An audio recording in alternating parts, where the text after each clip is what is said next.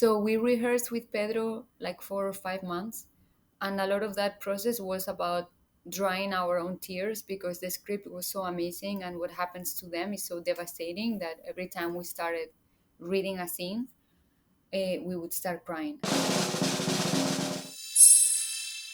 A mí me encanta la idea de tener un hijo contigo, Yanis, pero no sé si puedo permitírmelo ahora. No es cuestión de si podemos permitírnoslo.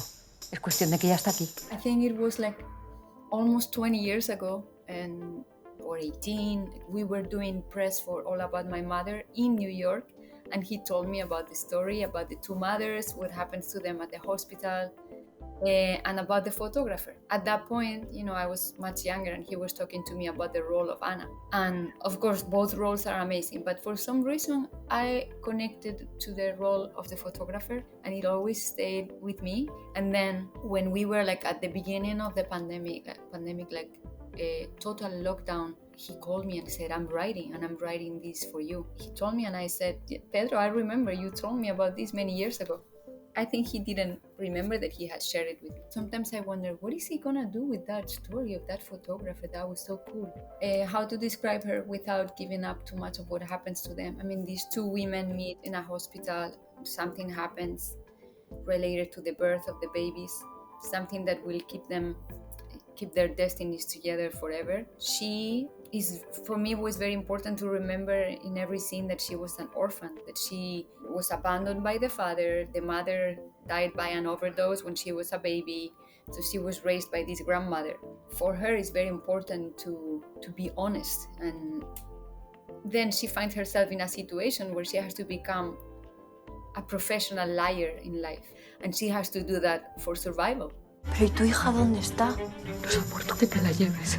¿No pensaste nunca en mí? Todo el tiempo. That was really interesting to play because he's somebody that is not lying or manipulating out of being mean. It's just that she needs to survive. Like at this time, she feels, I finally have a family and nobody will take that away from me. And she's trying to protect that. And she's a good person. And at some point, she has to make a decision of speaking the truth or stay quiet forever and live with that guilt. So we rehearsed with Pedro like 4 or 5 months. And a lot of that process was about drying our own tears because the script was so amazing, and what happens to them is so devastating that every time we started reading a scene, we would start crying. And he was very patient. He was always waiting and didn't want to force anything, but he was very clear about, like, we're not gonna have your own tears in these characters because the way that Janice expressed her emotions is very different from the way that I would. In a situation like that, I would cry nonstop all day long. And I'm happy I'm somebody that can cry easily. If not, I think I would be crazy. Like I need that release in my life, with good things, with bad things. But Janice, maybe because of her background or the relation with her own emotions is different. The way she processes things is different. Everything is Pedro's strategy. And it's amazing, to be directed by the orchestra director. Like everything has a reason. Nothing is gratuitous, and I love so much this process with him. He decides everything. Every little thing that you see on each frame has been decided by Pedro. And it's amazing the way he mixes colors and textures. And sometimes you see it and say, how's that gonna work? And then you see the whole thing, and of course it works.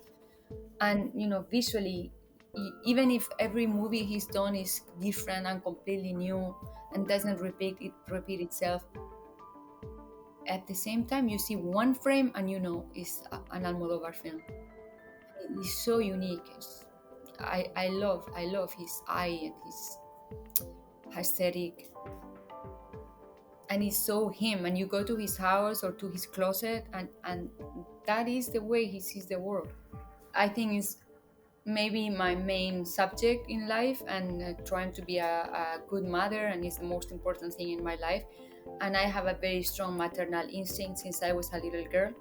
But I love how Pedro can write like three very, very different mothers, and doesn't judge any of them. And Janice is more similar to me, like with a lot of maternal instinct, and it's her dream, and she always wanted to do that. But for example, the character played by Aitana, and is a mother that confesses that she does not have a maternal instinct, but has a grown-up daughter, and she never had it, and she never will. And that monologue, I think, is brilliant. You know, the way that it's written, when it makes the audience understand also like that way of seeing and feeling life, and that doesn't make her a bad person. And he's done that constantly in his career with all his writing. He doesn't judge in life, and of course he doesn't judge his characters, and that is so refreshing, you know, especially like in the world right now, to have an artist like him with no filters. We have to be careful because we also need that.